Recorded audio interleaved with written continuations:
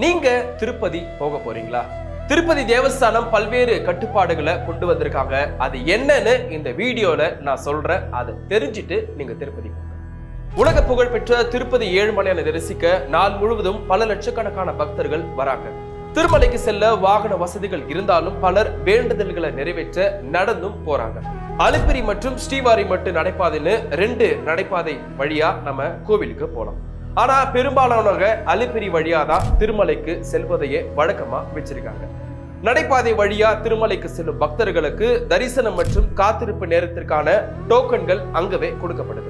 குறிப்பா அலிப்பிரி நடைபாதையில இருக்க ஆஞ்சநேய சுவாமி கோவில்ல தொடங்கி நரசிம்ம சுவாமி கோவில் வரைக்கும் சுமார் 2.5 கிலோமீட்டர் வரைக்கும் வன விலங்குகள் நடமாட்டம் அதிகமா இருக்கும். இப்படி இருக்கும்போது அந்த பகுதியில் பொருத்தப்பட்டிருந்த சோலார் டிராப் கேமராவில் நேற்று இரவு கரடி ஒண்ணு 2 குட்டிகளுடன் நடமாடியதும் சிறுத்தை ஒண்ணு தனது குட்டியுடன் நடமாடியதும் பதிவாகி இருக்கு.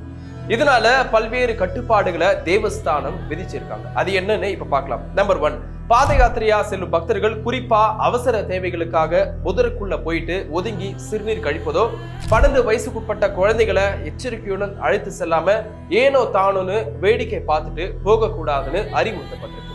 நம்பர் 2, அலிப்பிரி நடைபாதை வழியா இரவு 9:30 மணிலிருந்து காலை 5 மணி வரைக்கும் அப்பகுதி வழியா நடந்து செல்ல பக்தர்களுக்கு அனுமதி கிடையாது. நம்பர் 3, காலை 5 மணிலிருந்து மதியம் 2 மணி வரைக்கும் மட்டும்தான் செல்ல அனுமதிக்கப்படும். குறைந்தபட்சம் 70 to 100 பக்தர்கள் ஒன்னா செல்ல வேண்டும் அப்படின்னு அறிவுறுத்தப்பட்டிருக்கு. நம்பர் 4, பகல் 2 மணிக்கு மேல 12 வயசுக்குட்பட்ட குழந்தைகளுக்கு அனுமதி இல்லை அப்படின்னும் தேவஸ்தானம் தரப்புல சொல்லப்படுது. திருப்பதி போறவங்களுக்கு இந்த வீடியோவை மறக்காம ஷேர் பண்ணுங்க.